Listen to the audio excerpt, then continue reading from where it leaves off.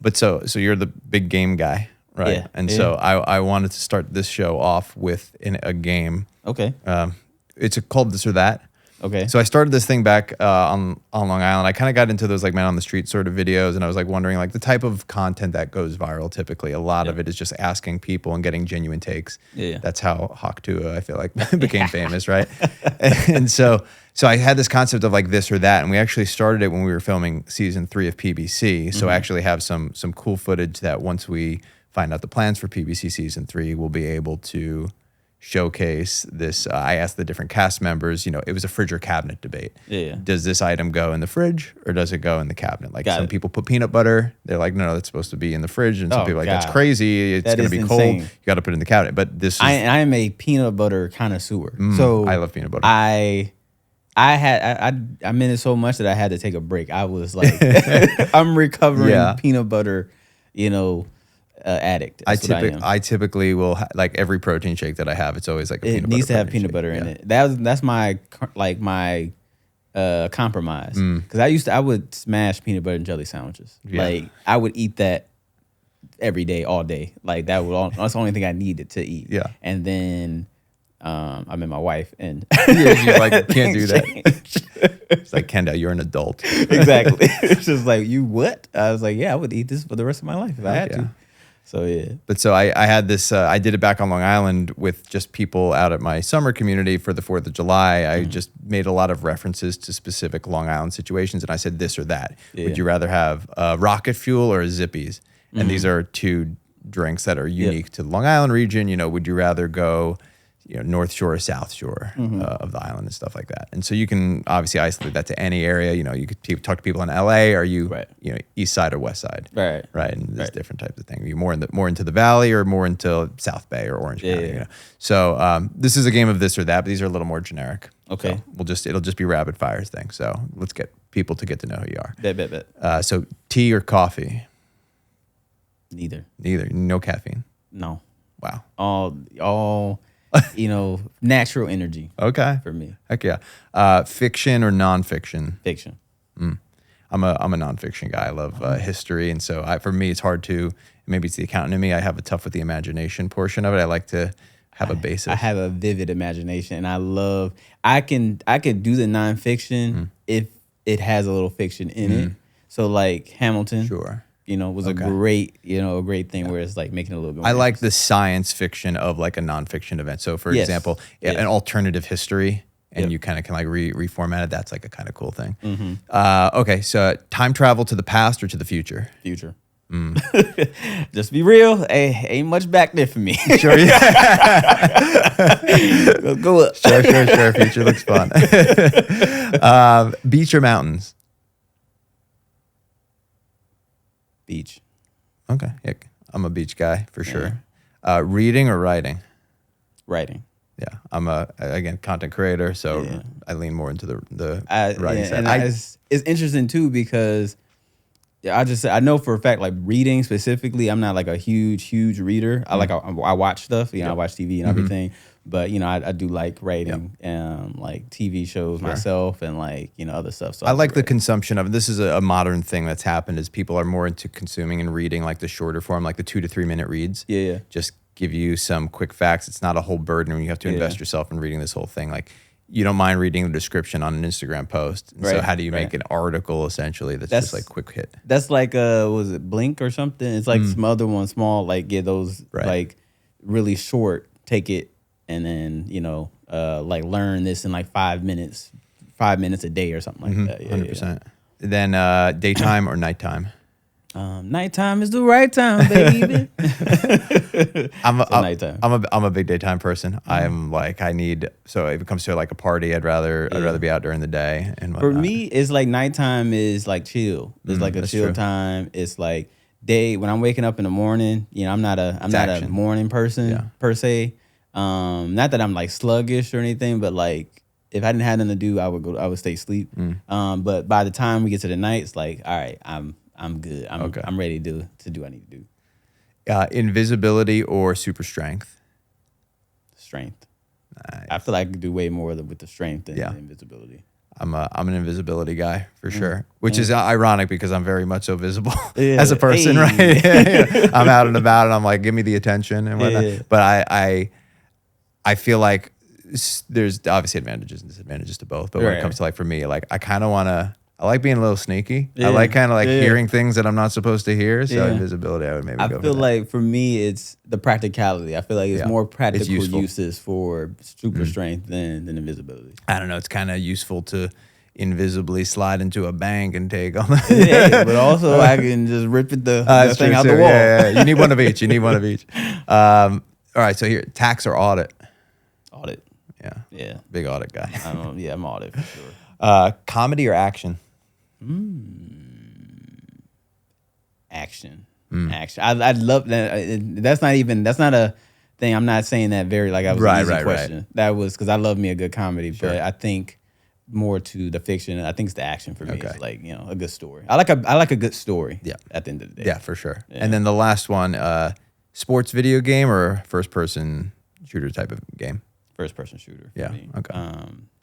I love playing sports, obviously not as much as I used to, when I was younger, but Call of Duty over Madden for me. Sure. Yeah. I was always big into the sports ones. I think it's because I was just never good at the other one. So I was like, all right, well, I can BS my way enough to be like amongst the better players in this one, but I'm just getting killed left and right. I'm like, I don't even know where the people are shooting from. You'll get exposed. I actually like, my favorite type of game is more of the strategic, like games or thinking games or like, so it's a game called Smite, and it's kind of like a League of Legends type of thing, where you gotta, it's team based or like, you got all these options. You gotta like figure out how to, basically capture the base and stuff like that. So things where you gotta think a little bit more, or even board games. I like anything that's strategies involved, thinking. It's like, oh, okay, let me see what I got going on here. That's cool. And obviously any money related games too. Is sure, yeah.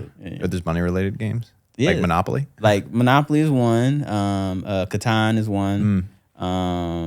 Did I say Canva earlier, or did I say? I thought I said Canva. It's Catan. Sorry if I said Canva. But Catan is another one. Cash Flow, again, I actually enjoy that. Sure. I even so you're like a big roller coaster tycoon guy. I was about to say like a mobile sim type of game where they be getting me with the ads too, because if I see it and they let you play it, then I'm gonna play it like every time. They only give you like 20 seconds of play, but I'll play it. Every time. Yeah, every time. Those ads are so fun. They just get you hooked by just giving you a little taste. Exactly. And it's like, you're working, but I refuse to download this. Cool. Well, I'm excited for today's show. So with all that being said, let's get flowing. Hey, let's get flowing. Let's do it. You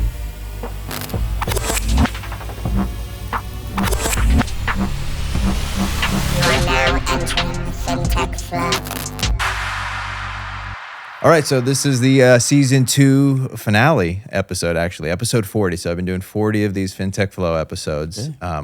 My progression, I think, over the course of time has been a lot, and any of the audience that's been with us knows me, Drew Carrick, producer at FloQast Studios, strategy and planning director at FloQast, the rapping CPA, back in action. So I want to let you, as my guest, introduce yourself, give us a little bit of your backstory and who you are. Well, I'm glad you saved the best for last of season 2.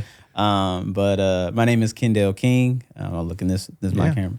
Kendale King. I'm a CPA. I'm originally from Cleveland, Ohio, and currently reside in LA. But it took me a couple states to get here. So I started my college degree career. Technically, I started it in high school. I did like dual enrollment. And so I was able to take class at my community college. And I ended up getting my associates in accounting before I walked the stage from my college degree, before I walked the stage of my high school diploma.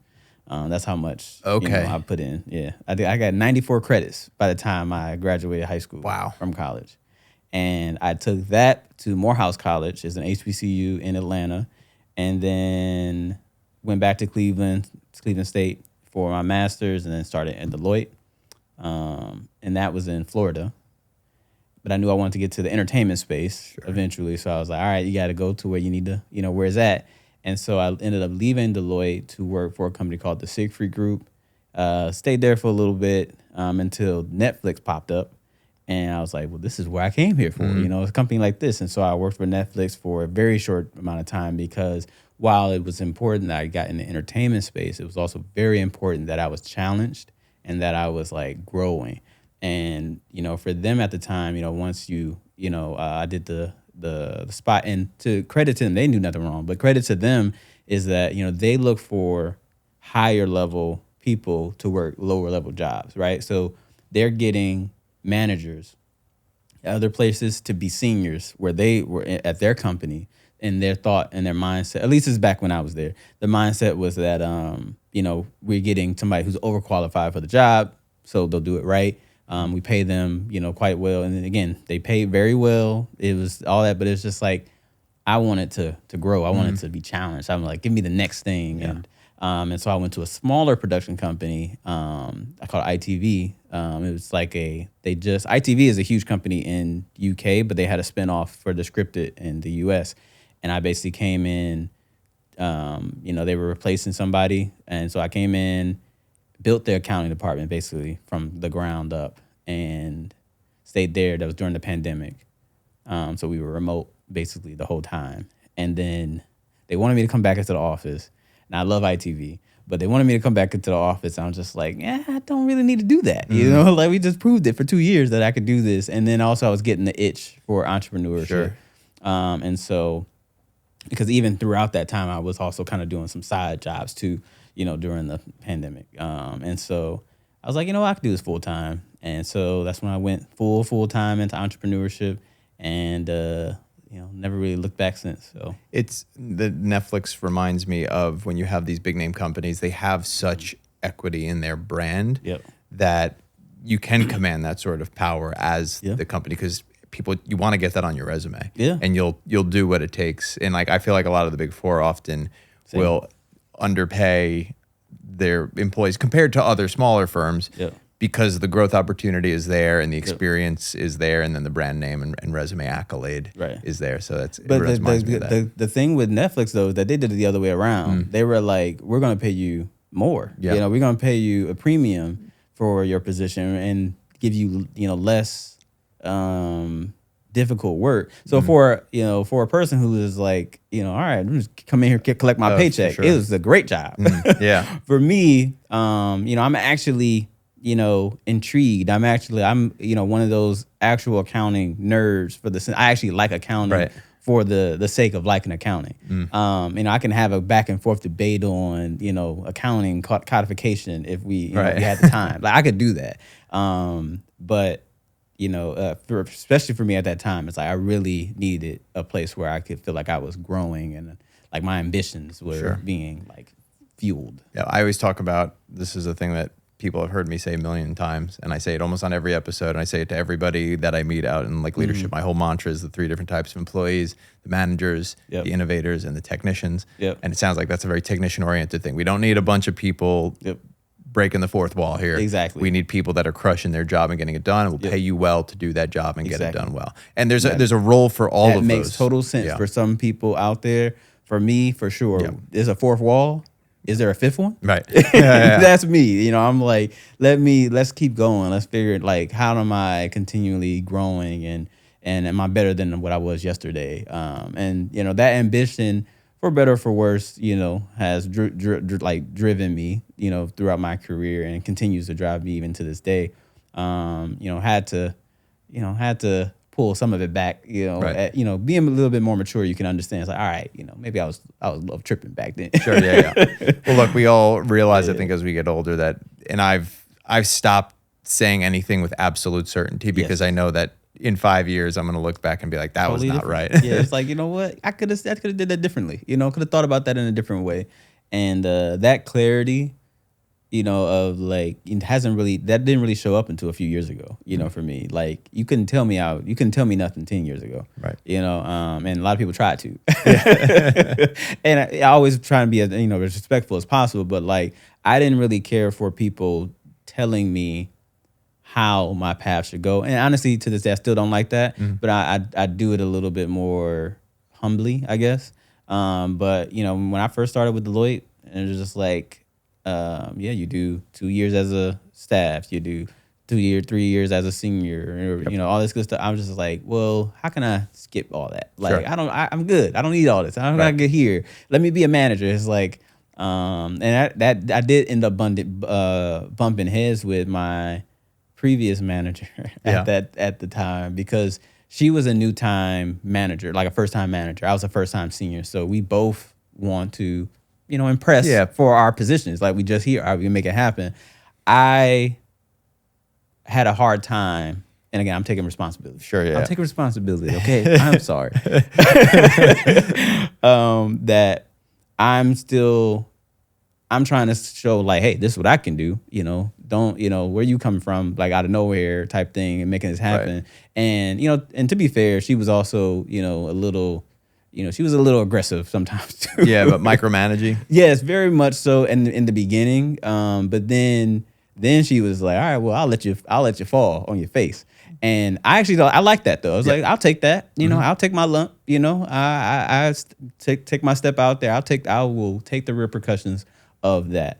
But just looking back, I know, that could have been. Well, it's one of those things that there's no actually great playbook. We talk about the importance of training, and you can train somebody all you want, but it's until you actually go and experience the thing that you won't really be able to apply the practices and find out whether you're a good fit for that. True. And everybody steps into this new role, and it's like being a parent, I'm sure, right? Yeah. There's no playbook on how to like raise your kids properly. Just like with diet, every culture and society and genetic makeup has a different optimal diet that they're supposed to take, and you can't just open up a book and be like, oh, well, it's obvious, you just follow this, because if it was that easy, we'd all do it. Well, actually, I don't think everybody would do it.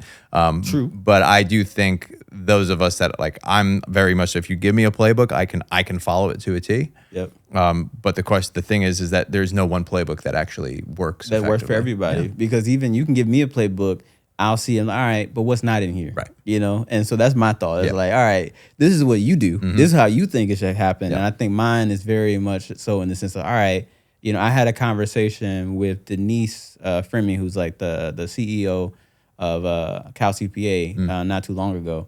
And we were talking about different pathways, and going, looking for that new road instead of taking the road that everybody takes. It's like, finding that other road, less traveled type thing. Mm-hmm. And, that's me to a T. It's just like, all right, we know that works, but what about that? That's kind of my mindset. And so to your point, that even if that one playbook had all the answers you needed to have, people like me or some other people out there, that might not even be enough. It's like, you might need to give me an empty book, and let me figure it out. And then I can be humbled, and then I can come and see it. So it's just like different people, different stages in their lives.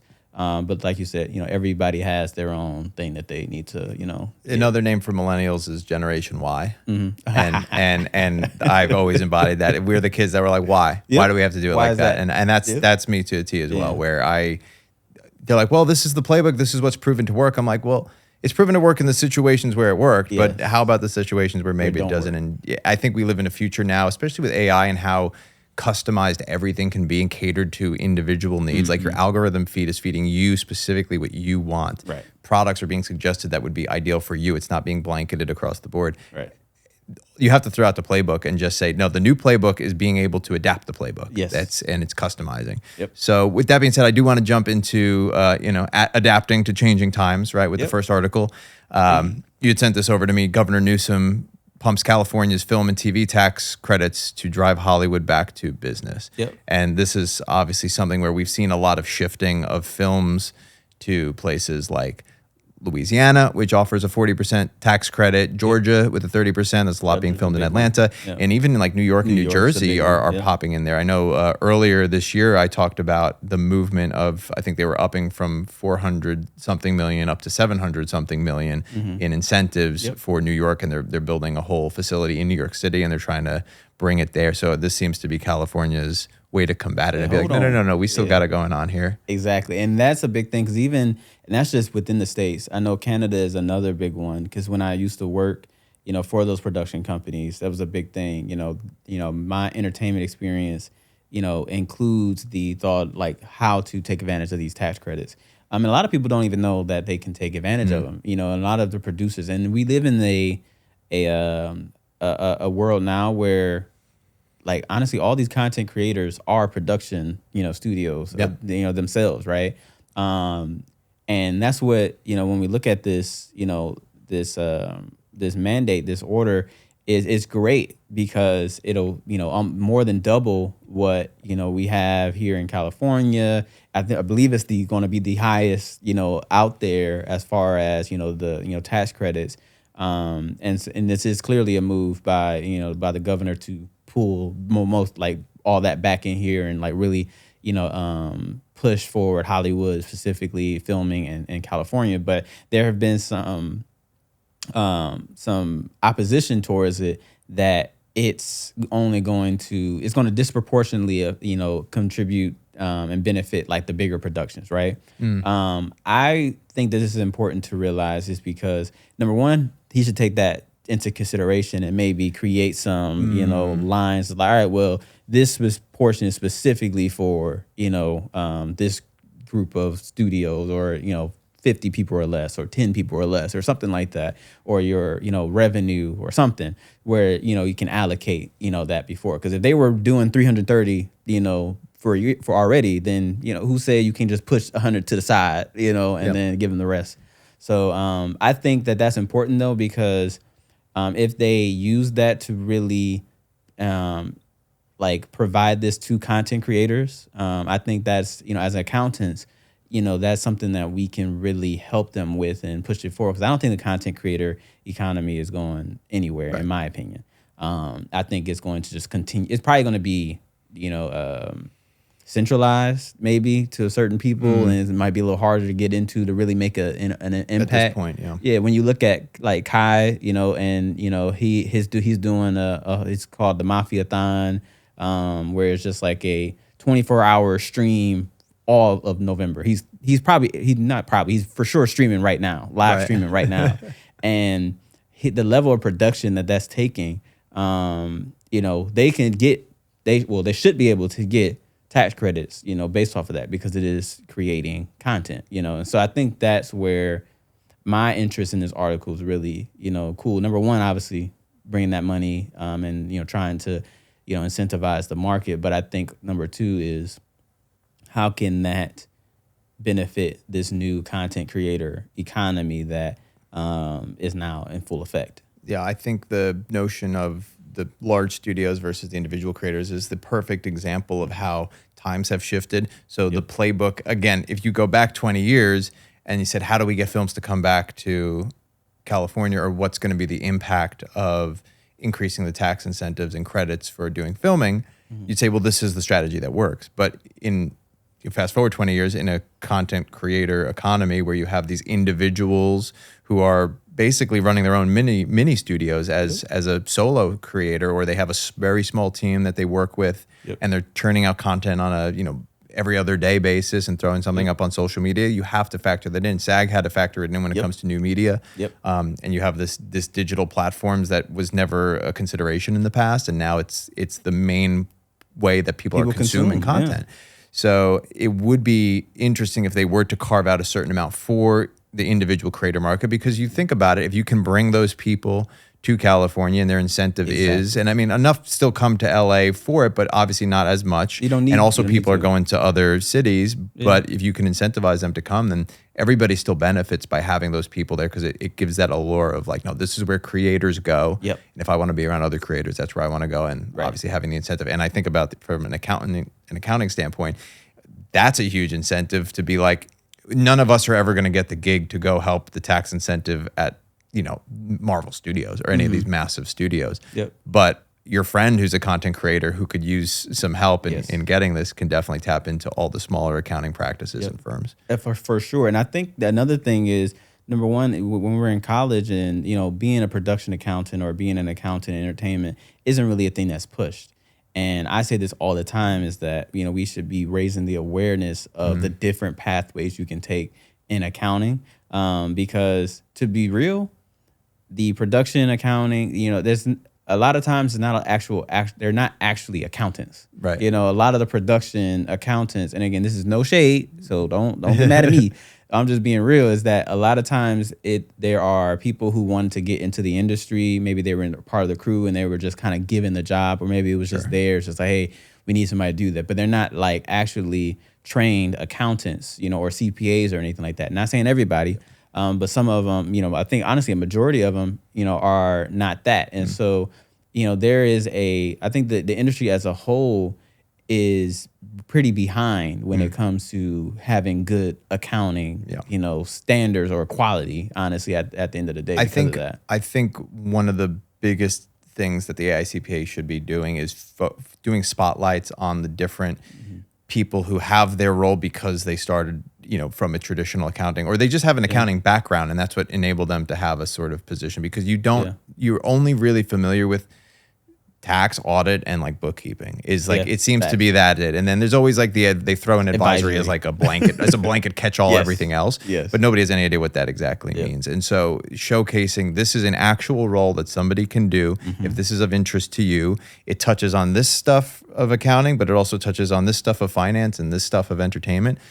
That's what makes that role. And if you're this type of personality, or if these are your interests, then perhaps this is a role for you. And I think it's just the same old thing. It's like, this person is the CFO of a company now, and they started as a regular accountant. It's like, we know about that track. Everybody knows about eventually you can maybe become a CFO if you follow. It's very general. It's very general. We don't go into industry specific things, or we don't go into specific roles that these accountants take. It's go into audit, go into Big Four, audit, tax, advisory, and then you figure it out after that, or go into private, and then but it's very general. It's never like go into. I actually met somebody at this accounting conference I went to, John, and he does farming. He's accountant for like. I think he's specifically like farming, but dairy specifically. Like that's his thing. And so even that, I'm like, it sounds interesting. Not probably something I would be interested in, but it's like that specificity of it is just like being able to be aware of that. It's like, no, I didn't know that. I didn't know you could, you build your practice, or you build your, your job and your role around dairy accounting. It's very niche. And the thing is I'm thinking as you're saying it of like, I don't even know what that would entail, because all we've ever been trained on is our perception of what accounting is. And you're like, okay, so you're just accounting for eggs and for milk. And it's like, no, there's probably a whole other some stuff aspect to it that we just don't even know. The cow, about. Is that inventory? Or is it an asset, right? Yeah, it's like, what type of asset is it? That's a really fascinating concept. Yeah, it's like when it creates the milk, like how do you value that? It's like, again, I told you I'm a nerd. It's interesting. So I can go there with you. It's interesting. When I did a on-site of St. George's University, which is a medical school, and they have on their assets list cadavers. And it's what's the useful life of a dead body? It was like kind of a funny joke of it, right? And I was like, well, they last for 7 years. I was like, well, I don't know how long they last. They're dead. But they don't have a useful life, but they're useful. That's funny. Yeah. So anyway, to wrap up with this one, the current plan is $330 million annually, and that's supposed to go approximately up to $750 million each year. So this obviously has to still be passed by the state, but this is a proposal from Governor Newsom, and we'll see how that pans out. Talking about big money, we also had this other article. At 70, Al Pacino was broke, but found his way back from misfortune. He said, I was broke, I had 50 million, and then I had nothing. And this is from his memoir, Sonny Boy. And it just talks about, this part of it, it talks about the financial downfall due to just mismanagement of funds, and that included a corrupt accountant involving him in a Ponzi scheme, which led to losing $50 million. I mean, what was your first reaction to this, and any context around it? When I first see anything like this, because this is not a unicorn story. This happens quite often in entertainment, and I think again goes further to my point that industry as a whole is usually based on like relationships, especially in the past, right? Heavy on relationships, not necessarily heavy on CPAs and degrees and stuff like that. Again, I don't think in this particular case that's what's happening. I'm just saying it in general.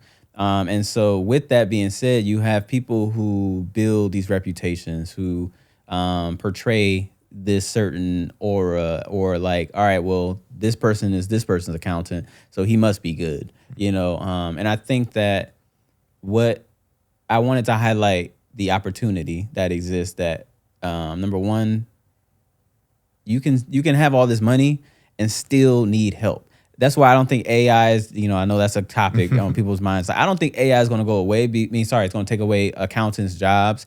It's going to get, rid of a lot of the mundane stuff for sure, and I think you should use that as a tool to help you do your job. But it's still going to be this human aspect where people who have money, for example, they mismanage. He took the responsibility of his own stuff. He was just like, I had 16 cars that I didn't, that I was paying for $400,000 in, keeping up landscaping for a house he wasn't living in. Yeah, that he wasn't living in. And then, it was just a whole bunch of stuff that he was doing. 13 cell phones or 20-something cell phones that he didn't know that he was even paying for. And so you're still, I think I just say that because the opportunity to still be a financial partner to people will always exist. AI, because he could have had an AI assistant and been in the exact same situation, right? And so I think you're always going to have that human element. And again, it's just another opportunity I like to point out. And I just kind of, these type of stories are interesting to me.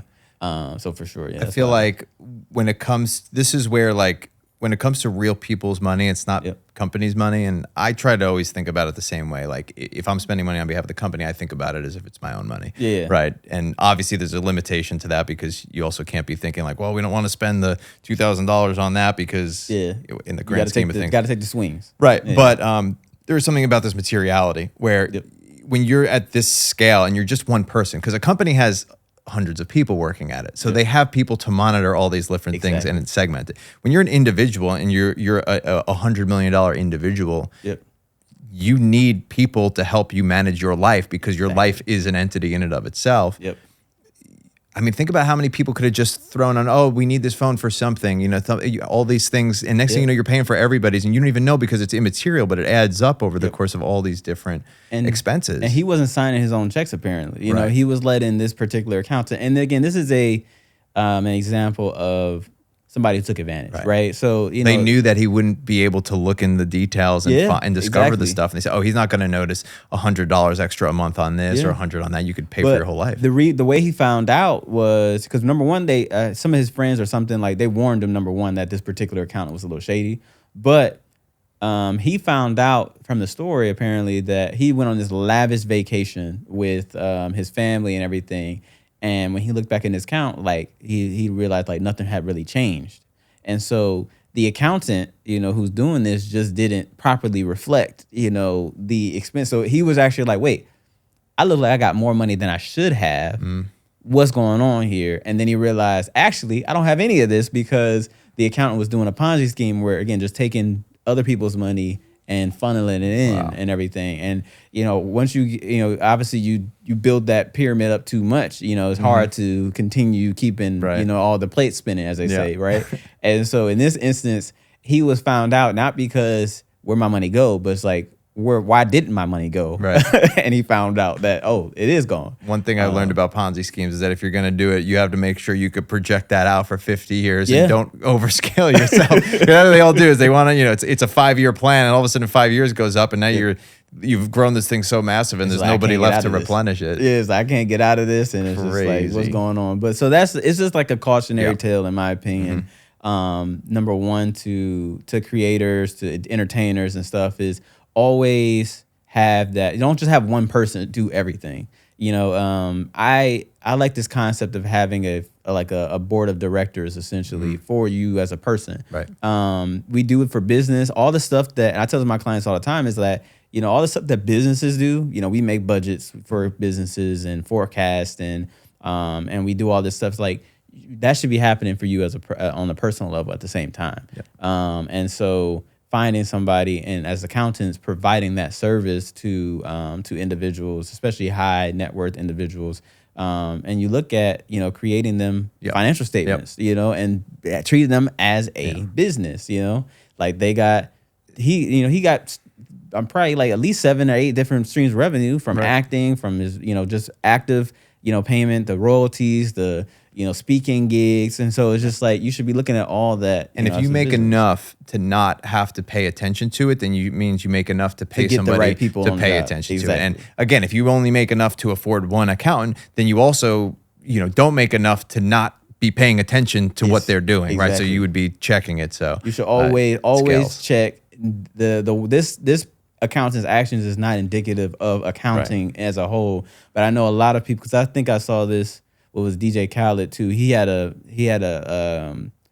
mindset like, oh, I don't trust accountants and everything. It's like, it's not accountants in general. It's people who are doing the work. There's always going to be someone trying to take advantage. Exactly. Yeah. So speaking of the unethical accountants, the last article that we have here is EY fired dozens of staff members who attended 2 video training meetings simultaneously. That's obviously a headline. This is essentially taking CPE, doubling up on it because you need to get it done. Yep. So this happened last month, but it's just one of those things that EY was in the news 2 years ago because in 2022, EY was told to pay $100 million to the SEC after staffers were found to have cheated on their ethics exams required to obtain and maintain, of course, their CPA license. Yep. And it's funny to be cheating on an ethics exam. But so obviously now EY is very focused on making sure this doesn't happen again. So that's why they're highlighting this. And the employees, they no longer work at EY, but they did tell Financial Times that they were just trying to take advantage of all the sessions that they could attend because they had to get it done by the deadline, the end of the year. And that added that the company bred a culture of multitasking, which is not uncommon in modern society. We're always trying to do a million things and be as efficient with time as we possibly can. They were also never told, they claim that EY never told them that they shouldn't be attending multiple meetings at once. It seems like it would be common sense. But what my question, on this is does this speak to the culture of just not taking continuing education seriously? Like, people just don't. It's just like a chore. So they're not viewing it as of any value. So might as well do two at the same time. I think that is exactly it. I think that CPE, and I think this is a personal thing as an accountant, but I also think this is an institutional thing as well, CPE isn't pushed or, incentivized by firms. It's just like you will want your people to learn. You should want your people to grow. You should want your people to take these CPEs, not just because it's a requirement to hold your license, but this genuinely makes people better, right? But that's not how it's, at least in my opinion, just in general, how I look at it from, the firms. It's like, we got to get it done, and being on the audit, it's like, all right, well, yeah, you need to get it done, do it on your own time, but then it's just like, wait, I ain't got no on my own time because you taking that. Right. And so like, how am I supposed to get that done and this done at the same time, and so that multitasking thing goes on. But again, take responsibility. They did that. It is what it is for sure. Is it the end of the world? In my opinion, no. But and I will be, when I was studying for the CPA exam, for example, I would play the game. I play the game and then listen to Tim Garrity or they like speak in the background basically. And that's how I retain the information because I needed to be engaged. So just like I think this tells a story of needing to make CPE more engaging, number one. And then for firms to back that up to show like, look, this is important to us. This should be important to you. This should be important to our industry. And then I think and obviously, I'm not putting this all on the firms. Individual professionals should be taking this seriously too. But I think that it has just been it's like the thing is like you just put to the side. It's just like, all right, oh damn, I gotta do that. Now I gotta let me just hurry up. Right. And I ain't gonna lie, I've been victim to that too. It's like you let it slide, you let it catch up. And a lot of people are actually forgoing their CPA license because they don't even think it even means much, these days. Like if you're not signing off on a financial statement or audit. It's just like you're not, you don't, the actual credential doesn't give you much more if you're not doing audit, right? It does set you apart 100% if you're in the market and people are looking for CPAs, 100%. I agree. But after you get that job or after you get that thing, it's just like, it's not as valuable if you're not doing a specific thing. And I think that's also some work that we should be doing in general, just to make it more valuable. Yep. But that also goes hand in hand with making CPE more engaging and more of a thing that you want to do instead of just something that you have to do. Well, I think CPE across the board, and you could apply it to any business, right? You can apply it to legal, with CLE, in medical, they have CME, and I can't attest to those professions, but my cousin is a lawyer, and he told me when I told him that we had this platform where we're trying to make just a little bit better CPE content. He's like, if you could do that for law, that would be great. He's like, this is an absolute pain in the butt that I have to do every single year. It's terrible. He's like, I don't even know what it is. They just send us a link at the end, and we just try to like cram it all in. And it's annoying.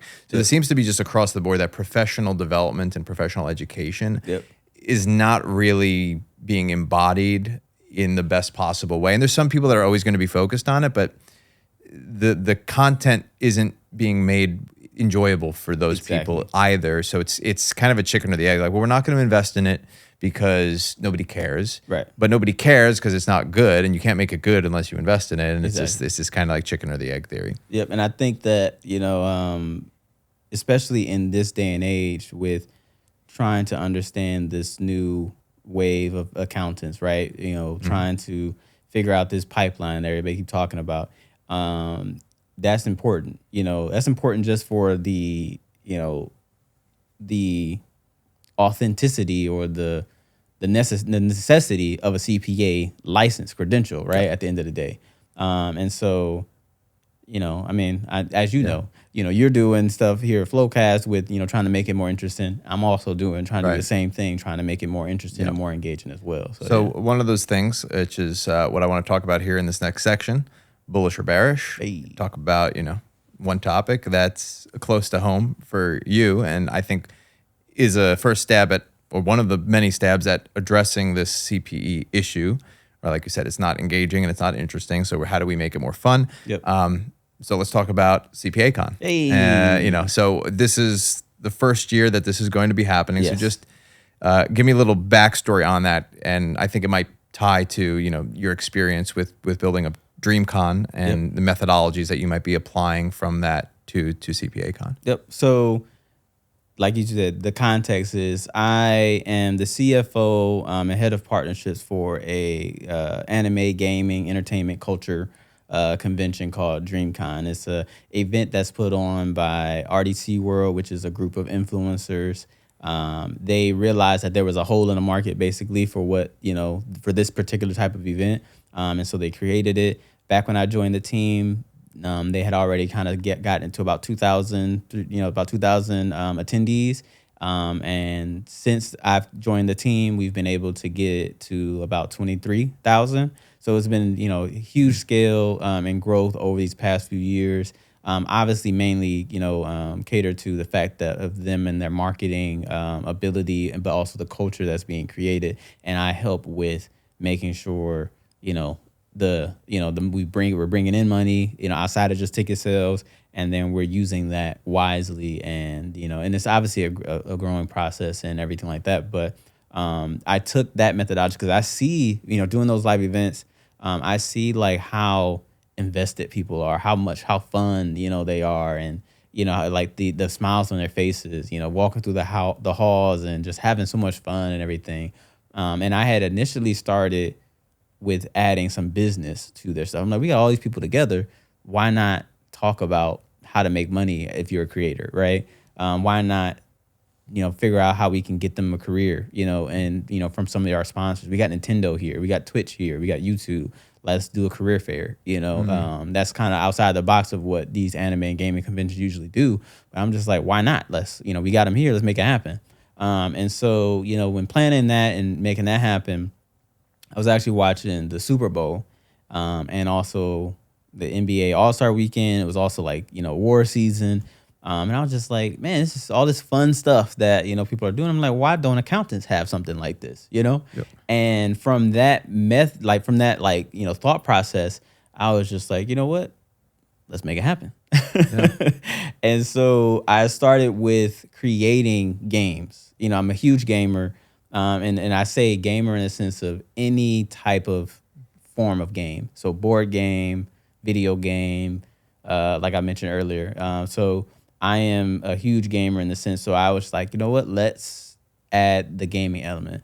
But essentially, CPAcon is supposed to be bridging together the entertainment piece with the learning, with the networking and building a community, and just really changing the narrative of how we all look at accounting and the accounting space and finance space. And so it's bridging all that stuff together. And where CPE comes in is that, these events are, where you can also get CPE at them.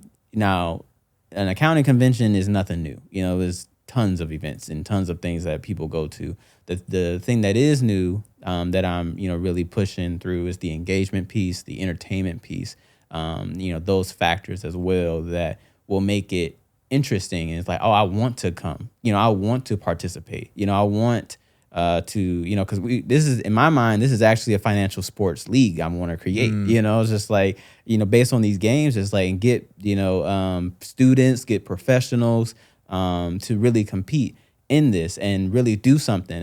There's also an event like the financial esports thing, like Excel. Yep. They have like a, Excel battle, like hardcore Excel, like, they be doing some crazy functions and stuff in there. Right. So they've proven that, you can take this kind of model and apply it, right?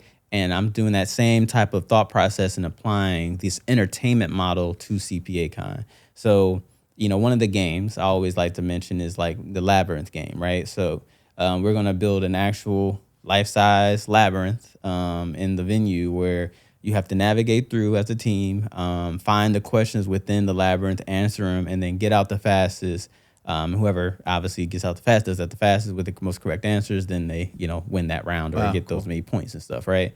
And so that's one game. Another game is actually modeling the CPA exam. So imagine just me and you, like, it actually could be in this little setup right now, and you just get the question. All right, a question that you would find on the CPA exam, you would answer it, but you wouldn't know if it's right or wrong. So you got to just keep answering. And it'll be certain rounds. So the first round, 10 questions. I say you got 10 minutes to answer all the questions. We ask the question, boom, boom, boom. You answer them, but you don't know if it's right or wrong. Same way as CPA exam, right? Sure. You'll get certain abilities to like say, all right, I want to review one of these things just to to automatically get it right. So you'll have like different perks and stuff throughout the game where you can activate. You have a team that you can probably call in, friend, switch like out. Who Wants to Be a Millionaire? Exactly. And so it'll be like that where, again, CPA exam, where we all dread and don't want to be a part of nothing like that. But now we're making it more interesting. Now it's competitive. Now it's fun. And you can learn at the same time. And so I think those are just two events of, that we're going to be doing on in CPAcon, which is December 3rd out here in Los Angeles. But, and just to be, I've also talked to this event with some other states as well who, we haven't even seen the event yet, and they already want, CPAcon over there too. And so, we really want to get the proof of concept, like, look, this can work, this can happen, people will be engaged, and get people to think outside the box. I think nobody's told me this is a bad idea, but a lot of people are just like, we'll wait to see what happens, And I'm just like, okay, all right, bet, and so I got to, so now the chicken or the egg, to your point, is, I'm investing in it. I'm taking that step, to make it happen. And, I'll be the egg or the chicken. I don't know which one, I am in this situation, to blaze the path forward. But in my mind, I see a CPAcon in each major state. And then we'll do the best of California against the best of New York and the best of, Texas and a national one. Then we do international. I got big plans. Yeah, I love it. So that's the thought process. And, we'll start with the events, but then we'll go into really changing how accounting conventions in general are done. I have a feeling that either they're going to hit me up and be like, hey, we want you to, kind of help us with this, or they're going to try to figure out themselves, but, kind of take the the roadmap essentially. Well, I think every state society, and because people tell me this all the time, they're like, "Oh, you really gotta, help these societies out." They keep doing the same boring keynotes that people don't want to hear and whatnot. And I think when they see the popularity and the potential, it's something that it's going to be. Some states are a lot more, action oriented, and they're jumping on it. I had Dr. Sean Stein Smith on here, and I forget, he was talking about one state. It might have been like Wyoming, like that already has their own like cryptocurrency for the state. Like they're like very on top of it. I know I can speak personally about Texas CPA Society. They're very, very much so on top of it. Other states are a little bit slower. They don't have the same sort of community, so they stick to the more traditional routes. But I think, to your point, you'll start to see this become a more popular, like, how do we reinvigorate? Because all of these societies are losing membership. Exactly. And it's not just because there's less CPAs, it's just there's less interest in CPAs to even join it. What's the value I'm getting out of this and what makes it exciting? And if your membership came with going to an event that was really cool, then that would be it'd be rewarding. Yeah. And I was actually having a conversation with the CPA Society, and they asked me directly, it's just like, so what do you think is going on? Like, or what do you think the opportunities are right now that exist for societies? I'm just like, the thing is, in the past, before the internet, before where you were just told like you need to have an account, be an accountant, and you'll get a job and everything like that. You guys were important, because you gave access to community. You were able to connect the people together.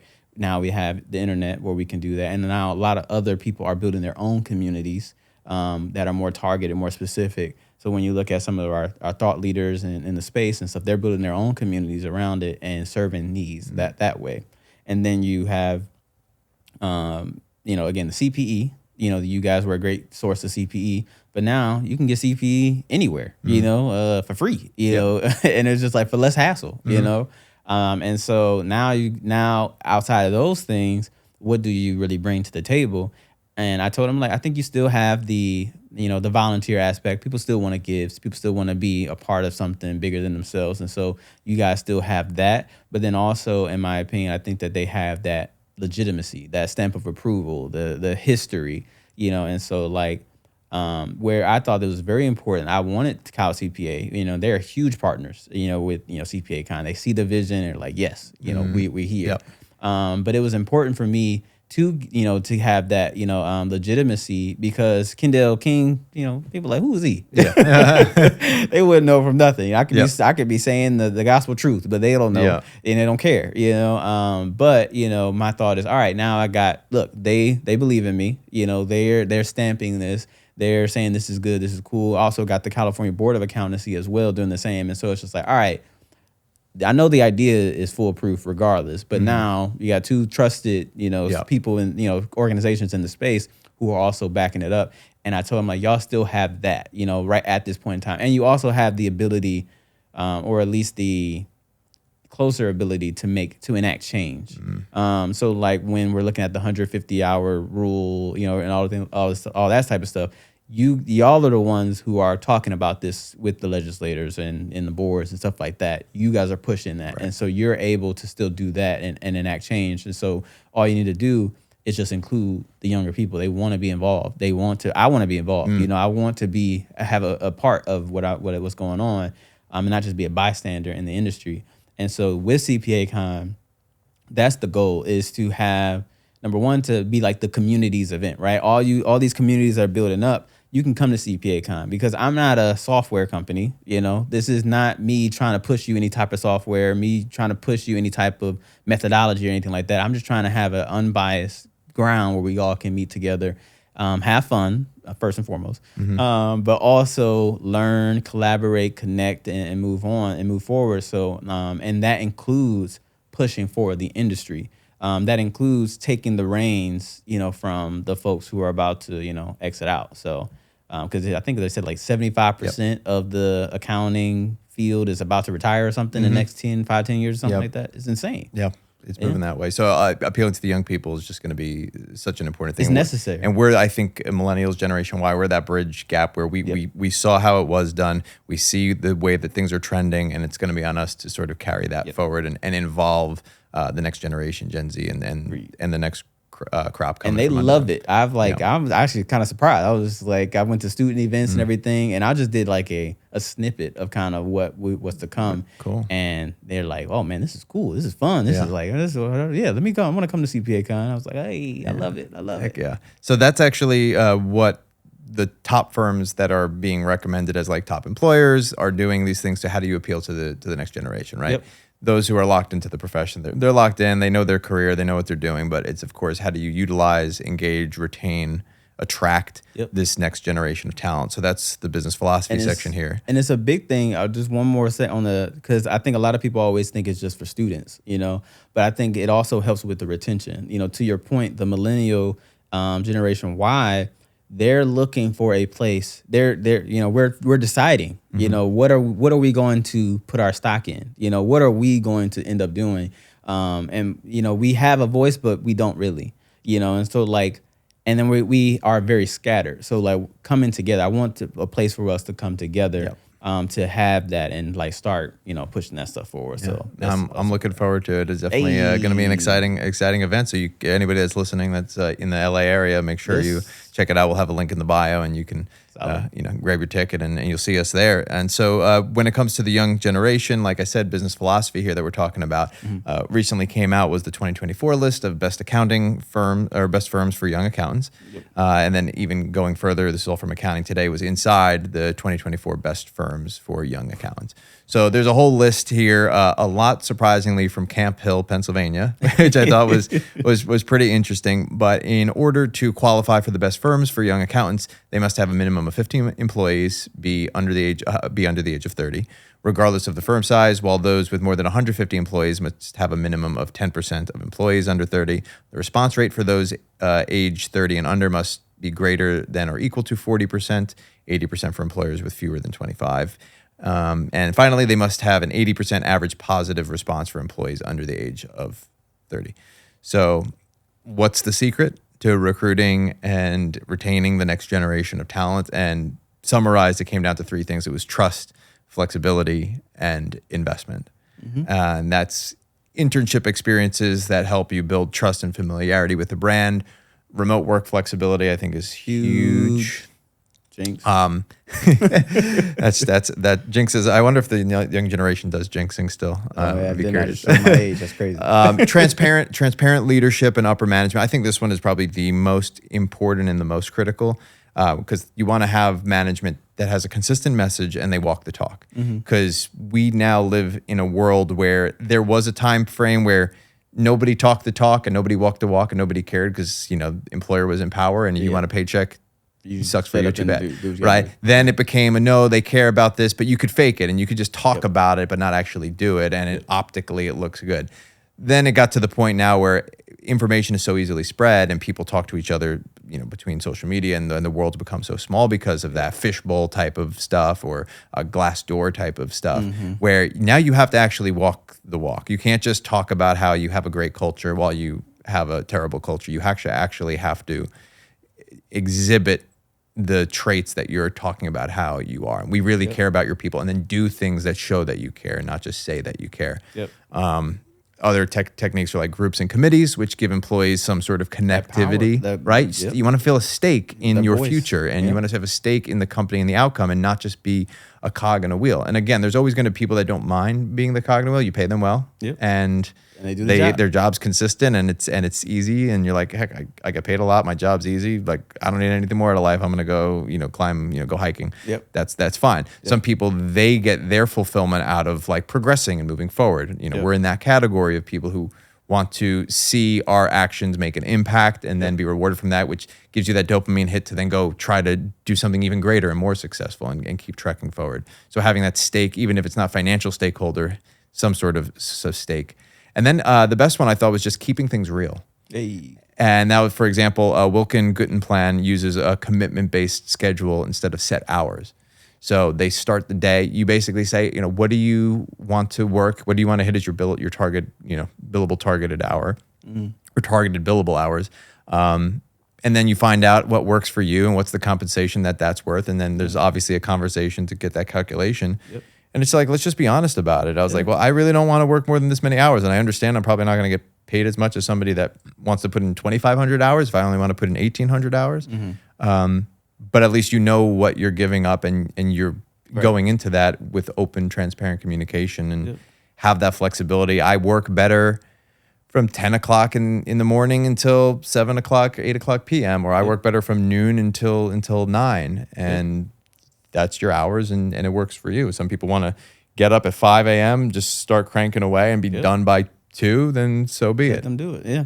I think that's the big thing is stop treating people like they're children. You know, it's just, I think we went from, and I heard this from a while ago, and I might mess this up, but that the whole school complex was just because of farming. You know, where it's just like you needed people in, you know, a place to stay, like to get them to do something during the, you know, the colder, While everyone's working. thing. Yeah, while working on the farm. Or during the winter. During the winter. And then when it was back where, you know, when crops is needed to be, you know, done and everything, it's like, all right, school's out because you need to come help on the farm. And so I bring that up because we live on and operate so much in predated like normalcy, you know, like predated operating systems and operating process. Like no one has rebooted and upgraded, you know, our operating system on how we do things. And when you do it or you try, you're like, oh, what you doing? You know, hold on now. Like we don't need to do all that. And I think that when you even look at any type of new industry, right? You know, the internet, when that came in, people just like, oh my goodness, no. And crypto, oh my goodness, no. You know, it's just like, all right. And like remote is like they couldn't even conceive that before. But then when you had to do it, it's like, oh, okay, this can work. And then now it's like, all right, now, okay, we don't have to do this anymore. You know, we're not mandated to like do this, but all right, let's go back to where, you know, what we were doing before. And it's just like, but why? You know, again, I made this, that was a big part of my decision for, you know, quitting my job is that I didn't think that was necessary. You know, it's just like, I'm like, I can come in there if I want to, you know, if I come in there for specific things, because I agree 100% that being in person is a different level of connections, a different level of stuff. It's like I've been in that space where it's just a room and a whiteboard and we're trying to figure it out together. Right. I totally understand that. That is a necessary thing at times, especially in certain careers like creative. Like when I was in entertainment, it's like it's creative. You know, it makes sense for them to come in. It's like bounce ideas off each other, feel off the energy. You know, it's real time. Accountants don't need that, you know, not all the time. You know, it's just like more times than not, we're working on something and we'll have that to you and we're all good. And then maybe we can come together for a meeting or come together. It's like, I got a problem. I got a conundrum that I need to like talk through and figure out. That's cool. But it's just like mandating it for the sake of mandating it of like, okay, well, we need to go back to what it was. And it's just like, because of that, it feels very forced. You know, you're forcing me to do something. And I think in this day and age, in this generation, people don't want to be told to do certain things. You know, they want to have the impact. They want to have that voice. They want to have, entrepreneurial, that entrepreneurial spirit, right? It's just like, and even when you just made talked about, that firm's doing, it's just like, I'm in charge of my own schedule. You know, I can feel like I'm an entrepreneur without actually being one, without the risk of not getting paid. You know, I can put in this amount of time and I know I get this amount of work, but it's on my standards and it's on my, my terms. Yeah. And as long as it makes sense for the firm, and then what's the problem? Why are you trying to fit everybody in the same box? It doesn't make sense. It doesn't make sense to me. And it all circles back down to this whole playbook notion of people take this old playbook that worked. The reference that I always make is back in the 1800s, there was a manual on how to fire a cannon. Yep. Right. And it was, you needed 3 people. So for the next 100 years, military training, they would say, okay, this is the setup for how to fire a cannon, three-person setup. Yep. And the reason that there was a 3-person setup is because one person loads, one person preps, and the other person holds the horse. Right. But guess what? We don't have any more horse-drawn cannons. Yep. But they still had that third person there just as because it was part of the playbook, right? It's like, well, that's what the manual says you're supposed to do. And obviously, they know the manual's been written. This is what's been effective and it works. Why are we going to tamper with it? And it's like, well, because we're living in a different time. And now with how quickly things change, you can't just rely on a playbook that even worked 5 to 10 years ago. Right? It's changing so quickly and you have to be able to adapt. And that's not to throw out all those old practices, right? But like you said, if our school system is based off of the farming schedule, maybe it just needs to be revisited and thought about in perhaps a different way. So I do want to get on to our final section here, which is Have You Read It? I normally do it as a make meme lull, but I want to do a little throwback because we started off with Have You Read It when I first started this. And this is the accounting community, I think, loves Reddit, is perhaps one of the favorite platforms. Very vocal, very active. It lets you get off all the things you can't say. Yeah, that's true too. That's it could be dangerous, but it's also just one of those places where Reddit people love trolling, they love digging, they love research, they love figuring stuff out, and they love sniffing out, who's trying to do self-promo and all that sort of stuff. So I thought what was interesting is there was a post, and this came from a non-accountant friend that sent it over to me and some of my friends who are accountants from back home. There's an accountant shortage. KPMG says the 150-hour rule needs to go per Fortune. And this was posted by Unusual Whales, and this was posted into Reddit. So there's these reactions that, of course, everybody starts going off about this 150 hours rule thing. And not everybody, I think, has the full context. And the reason I say that is, this individual here had wrote, this will hurt the profession in long term, short term also. Higher barriers to entry, create a walled garden where CPAs can command higher wages. Lower entry allows more offshoring and lower wages. The hours are already terrible at most places. Now, that's, some people are like, oh yeah, 100%, I totally agree, right? I look at that and I was like, no, you can take 30 credits of whatever classes you wanted in community college. You could literally take 30 hours of dance class. That doesn't help you whatsoever in the profession. So that's not really safe walling anything. It's not making you more qualified. Under this 150-hour rule, to add clarity to those, who aren't familiar with it, like it actually requires you to do 2,000 hours of like competency credits to actually make you better at your job, which in my opinion makes the job more enjoyable. If I had spent 2,000 hours learning how to audit more effectively when I actually started full time, and again, maybe this is part of the full time, you could at least get paid, and even if you're just as an intern, you're doing that, but you're doing real work that you have to get competency in. That makes me a lot more confident in doing the job and getting that technical expertise as opposed to learning another 30 credits of theory. Because I think we all have learned at this point, and there's a reason why colleges are kind of plateauing with enrollment, is because you can only learn so much theory. Like people need actual hands-on skills. And of course with AI, involved now too, there's always the skepticism around that, but like you can't replace knowing that, having that technical experience. Because AI can tell you the theory, it can read you the textbook, it can go retrieve and summarize it for you. But you need to actually have done the work in order to know how to do the work. You need to apply the concept. Right. So I think, so that was where I kind of jumped in here too. And I actually sent in the friend group, I had a friend who, I shouted him out on here before because he works for the Big Four, and he said, I agree, I learned nothing from college that I actually used in getting my master's. I could have saved the $40K and got to work a year earlier. And again, it's not reducing the barrier to entry, it's actually just making more qualified CPAs. Getting the credits to get the license, you still have to pass the exam. Still got to do that. Don't make the exam easier. That's my one thing is don't make it easier. So my opinion, because I agree with you, and just on that notion, I was lucky enough, I applied to a whole bunch of different scholarships and stuff. So my undergrad was paid for. I didn't come out with any debt, but I had, in order to get the CPA, I need the 150. I went to the master's program where I had to take on some debt because some of the scholarships that I had didn't transfer over. Even though I didn't use all 4 years, like they don't transfer over to a master's program, which I felt was like, this is stupid. You already earmarked this for me for 4 years. Why is it? That's another problem. But I ended up having to take that. So the only debt I had was because of my master's program, which the only reason I really did it was to get the 150 credits. Because I was like, if I got to get 150 credits, well, I might as well get a master's degree at this point. And I can 100% say that my master's degree doesn't really help me. The CPA, 100%, definitely helps. Definitely differentiates myself, but I'm not Kendale King MACC CPA. It's just like I'm not. I'm CPA. I don't put all the other stuff there. So I 100% agree that that rule, the 150 credit hour thing is something I would agree that does need to be there. And I 100% agree that it's being replaced with the additional time to, on the job, work and everything, 100%. And I 100% agree on not making the CPA exam easier, because you don't want to dim the quality of what a CPA should be able to do. Again, not all CPAs, you can still take the test and still be poor quality. You can do that for sure.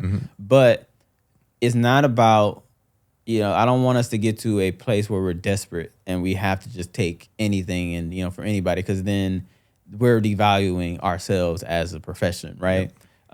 It's just to reduce the barriers of entry to get to that test.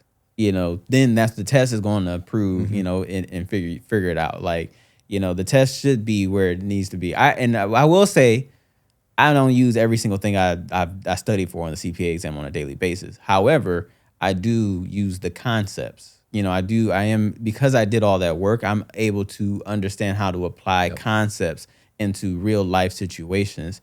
To your point, AI for sure is a thing that I think we all should be using once we understand the concepts. Right. Understanding how to apply those concepts, and then using AI to help with that research, to help with, getting through a lot of information really quickly, summarizes for me what's going on. All right, what's the actual problem here?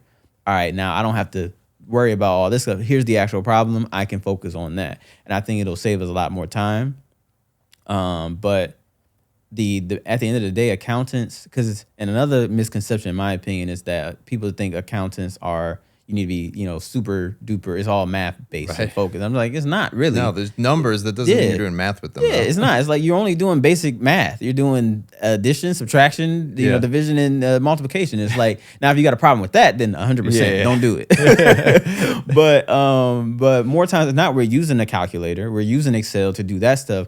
Where I see accountants they're ones who apply logic, understanding a set of rules and being able to apply logic in, under those like, barriers essentially. And so if I'm talking to you now, if you are somebody out there who's listening, thinking that accounting isn't for you because it's heavily based in math and everything, you're just not good with numbers, I would caution you to say, hold on, and challenge you. Are you good with applying logic? Are you a strategic thinker? Can you think outside the box? Can you think inside the box? Really, either one. But it's not so much based on the math of it, but more based on applying the concepts of the rules that are generated. Because again, we are very rules based, specifically in the U.S. You have a list, you got the tax code, you have the codification, you have this. It's like, all right, now applying that to the situation is really what it is. I love logic. I studied logic as part of my philosophy minor, and so I think being an accountant gives you that logic-based mindset, which is so useful in so many places. And we like categorizing things, and we like following sequences and following procedures and setting up rules and have predictable outcomes based off of those rules. And I think that's the mindset that we need to be advertising the accounting. It's not just that. It's not. Oh, well, you're just number people. It's like, no. I mean, we like numbers or whatever, but it's because of the cleanliness of it. It's not because of the super brain calculator that we might have. Like, those are the people that could become physicists, perhaps. Right. Exactly. Because you need to think about it in that sort of exactly. Chemists and stuff. No. To your point, to wrap this up on the AI portion, is somebody had then commented, not a lot more AI can do at this point. It's one of the jobs that will disappear shortly, in my opinion. And it's just so not true. And they said if accountants are gone, so is every other white collar job. And somebody responded, this Cosby sweater is 1992. Shout out to 1992. Love that. They will decrease short term and cause labor disruption. And then people will figure out how to use AI in combination with humans to be more productive, and new job titles will be created. The same thing always happens. Fear mongering about all the jobs going away happens every time a new disruptive technology comes out. Same thing happened with the internet. Humans plus technology is more productive than technology on its own. And that's just couldn't be more true. It's exactly like you said. It's an evolution and a transformation of what accountants are and how we can use our minds in coordination with AI and with technology to achieve a better, more innovative and successful future. Because I'm sure they were having this same conversation. Maybe they were doing their version of a podcast back, 50, 40 years, 60 years ago, whenever it just happened. I probably went back too far, but when Excel was brought up, it's like, what is Excel going to do? It's going to, we're going to lose our jobs, when they were doing everything, in pen and paper, and, having to back up files on the drive and in the location and stuff. So I'm sure they were having conversations like, is Excel going to get rid of accountants? Right. Yeah, that's probably. I'm sure they had the conversation. Totally true. Yeah, but I don't think we don't have a problem. We don't have a problem with the amount of jobs. We have a problem with the supply now. And I do think AI will help reduce that, but I don't think it's going, because that's another people's thought, to his thought, the other people's thoughts are that, AI is going to take over. But I'm like, I don't think it really is going to take over in that sense, like what people think. Because again, same thing with Al Pacino, same thing with all the stuff. It's like you still need somebody to operate it. You still need somebody to explain the concepts and apply them. You know who became the best accountants? The ones that were most talented about doing the shortcuts in Excel. Yep. That's what it was. And now they have a competition out there, right? Who can do that? And that's how it is. But that brings me to the concluding cycle, which is just our little wrap out. This has been a great conversation with you, Kendale. As we wrap out now 2024, obviously, so CPAcon, December 3rd. Yep. Tickets are, what's the website? TheCPAcon.com. Okay. Or you can go, if you're a Cal CPA member, you can go on Cal CPA's website and you can find it there. Awesome. Yeah, so first year, and hopefully this is the start of a whole movement to, make accounting exciting and inspire other conferences to follow similar methodology. And we love gamification. This has been an age-old psychological tactic of just getting people engaged and inspired through doing entertainment and through gamifying things, and that's how people become more productive too. You gamify cutting the lawn. How fast can I cut the lawn? Exactly. How accurate can I do it? And turn chores into and you fun. retain so much more of it. Exactly. So what are your you have any big learnings, final 2024 learnings that you've had, or aspirations for 2025 that top of mind? In 2024 this year, I took one of the biggest life changes I've had by having a son. So my son was born in January, and he has been instrumental in figuring out my mindset and changing things and understanding what's going on. And so my key takeaways for 2024 and what I'm looking at for 2025 is don't let yourself get in the way of what you need to do. I think for a long time, we think that we can't do something, or we feel like, oh, that's just not in the cards for me right now or anything like that. But we're the only ones really stopping ourselves from that. And so if, my takeaway from 2024, when having a son and doing CPAcon and, developing that and going where it is, it's don't let nothing stop you. Learn how to pivot, learn how to keep going, take risks. You only got one life to live. Go down that path that a lot of people didn't go down. Don't be afraid. Really just live. And it's okay. Some things might not work out. It's very, very. I don't even want to put it on the thing, but it's very possible that CPAcon doesn't do what I want it to do. And I would have to be prepared to accept whatever reality that is going to be, right? The same way as if my son, again, I'm teaching him and, raising him up, it's I'm going to have to teach him, you have to be okay with, disappointment. And, things might not go your way, but what are you going to do? How are you going to react? And so I know that this year has been a lot of uncertainty in the world and a lot of figuring out what's next. And so going into 2025, my opinion is bring that energy that, if you haven't taken any risks this year, take your risk next year, calculate a risk. I ain't saying go crazy. Don't blame me. And so really take that, and, see what you can do, see what you can be. And as an accountant, have fun. I think that's one thing that we haven't really done as a whole. And so just have fun. Come to CPAcon. That's a big one. So make support and everything like that. But honestly, I think my biggest thing is take a risk. do the thing that you want to do, figure it out, figure out how to make it happen, and make it happen. Yeah, we can only control the things that we can control, and the things that we can't control, we can control how we respond to. Exactly. Yeah. And that's a lesson. You can't control anything, but you can control your response to everything. You can only control yourself. Exactly. Yep. That's it. So that's a wrap on barring a special, year-end wrap-up episode. This is a wrap on the FinTech Flo of 2024, episode 40, season 2. Hey. Thanks everybody for sticking with us over the course of the whole season. Kendale, thank you for being my final guest here on this. Thank you. It's been super exciting. We'll see as we continue to iterate again. The playbook's always going to be changing, so we'll see how we iterate the show moving forward and into next year and what that has in store. But it's been an evolving year, a transformative year, and I'm excited to see how the profession grows, how all of the connections grow. And good luck to you, and thanks to everybody for listening. Good luck to everybody else wrapping up your CPE credits on the end of the year, and we'll see you in the new year. All right, thank y'all. Thanks for checking out the FinTech Flo. As a reminder, this episode is available for CPE credit, and you can get that at FloCademy or on the Earmark app. Details are in the description below.